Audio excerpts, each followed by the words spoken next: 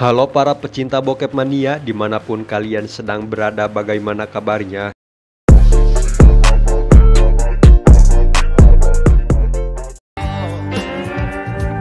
Berlokasi di dalam rumah, ada sosok pria bernama kita panggil saja James yang memiliki kecanduan terhadap minuman beralkohol.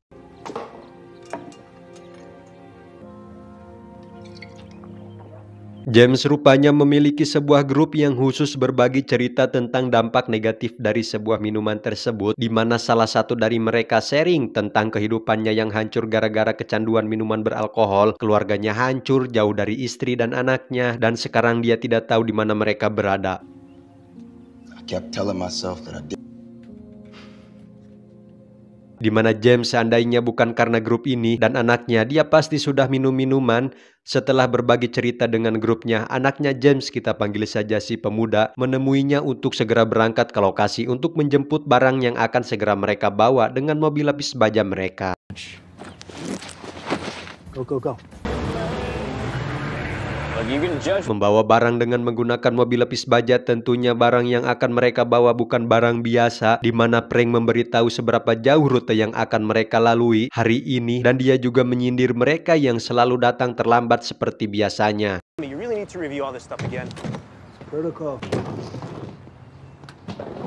Setelah itu mereka merapikan koper yang di dalam, dan tak sengaja si pemuda kegentus oleh koper sehingga membuat senter pena dari kekasihnya terjatuh di dalam truk. Me losing my gun next, and it's gonna turn into a whole thing. Driving a cash truck, 10 miles through bumfuck. Saat dalam ruang ganti pakaian, si pemuda mengajak ayahnya agar ikut malam bersama, dan akhirnya James berubah pikiran untuk menerima tawaran dari anaknya. Di dalam acara makan malam itu, James menghibur dengan menceritakan si pemuda waktu pertama kali bekerja, dan cerita dari mitohannya itu sungguh cukup membuat istri si pemuda terhibur, dan mengakhiri acara makan malam mereka dengan bersulang. Carrying his first bag of money, big bag. Cheers. Pada malam yang sama di tempat lain ada sebuah kelompok yang sedang mempersiapkan dan bersiap-siap untuk menjalankan sesuatu yang sedang mereka rencanakan. Ready? Are you fucking ready?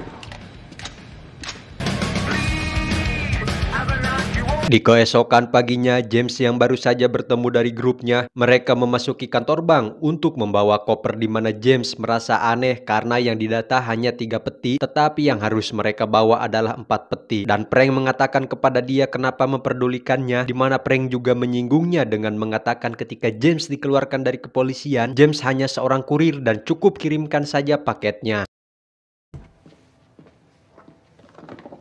Take it. My fault. Saat dalam perjalanan mengantarkan paket, ada sebuah mobil hitam yang mencurigakan sedang mengikuti mereka dari belakang. Mobil hitam itu mulai mengganggu perjalanan mereka, sehingga dari situ mereka mulai menghubungi kepolisian untuk membuat laporan yang sama sekali tidak ada yang menjawab laporan mereka. Dispatch, we are getting robbed on Lincoln Road, and we need... Mobil hitam misterius itu terus berupaya memepet truk mereka, yang membuat truk mereka memasuki jalur jembatan, yang mana jalur itu sedang ditutup. Rupanya mereka berdua sedang dikepung oleh para perampok bersenjata di jembatan. James memutuskan untuk memundurkan truknya.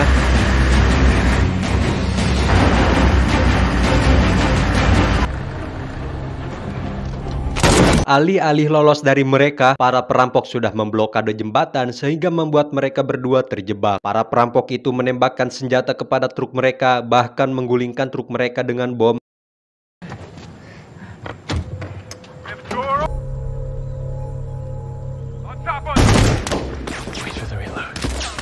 Baru saja keluar dari mobil mereka langsung melakukan genjatan senjata. Ketika para perampok sedang mengisi peluru, di situ mereka membalas tembakan, di mana tembakan si pemuda berhasil mengenai salah satu dari mereka. Namun sayang, dia juga harus tertembak dari peluru yang menembus dari truk.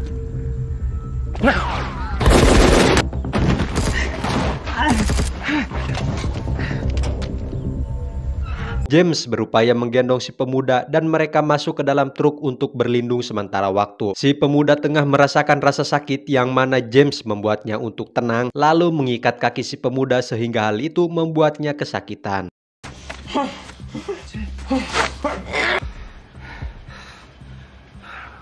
Untuk saat ini mereka hanya bisa bertahan untuk menunggu bantuan, bahkan tidak ada alat komunikasi yang bisa mereka gunakan. Kita panggil saja John yang rupanya mengetahui nama dari si pemuda, di mana John mendesak mereka agar segera keluar.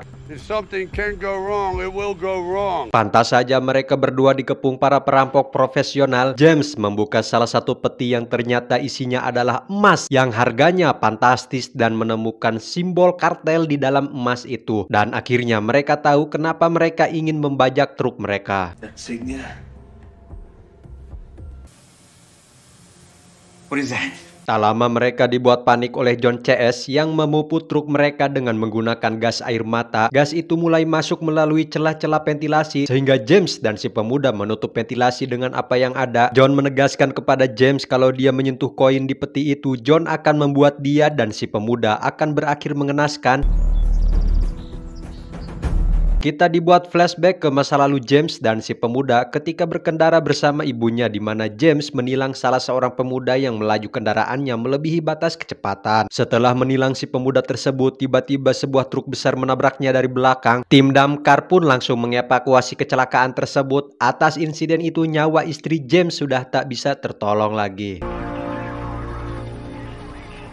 Di saat yang bersamaan, para perampok itu sedang membor pintu truk dengan alat mesin, sementara James berusaha mengambil termos minuman yang kemudian diminumkan kepada si pemuda yang sedang kehausan. Si pemuda pun mencoba mempengaruhi mereka dengan omong kosongnya, sehingga James bisa keluar melalui pintu kecil, di mana James membakar alkohol yang memiliki kadar tinggi untuk kemudian dilemparkan kepada si botak.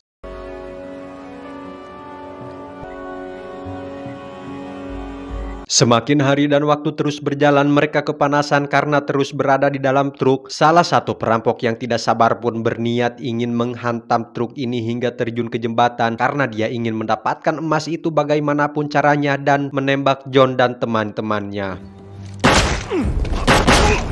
Menyadari dengan menghantamnya dengan mobil saja tidak cukup, dia melepaskan peluru bom yang hingga akhirnya mereka terjatuh dari jembatan.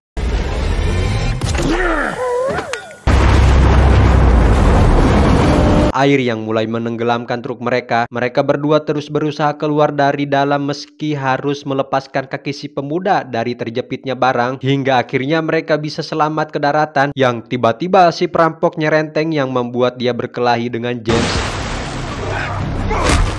Saat akan menembaknya, tiba-tiba John menembak dia sekaligus membalasnya karena apa yang telah dia perbuat tadi. John menganggap kalau dia bukan pembunuh karena itu bukan bagian dari sifatnya dan menganggap ini sudah selesai. Dan bila mana polisi sudah datang, dia meminta James kalau John tidak pernah ada di sini.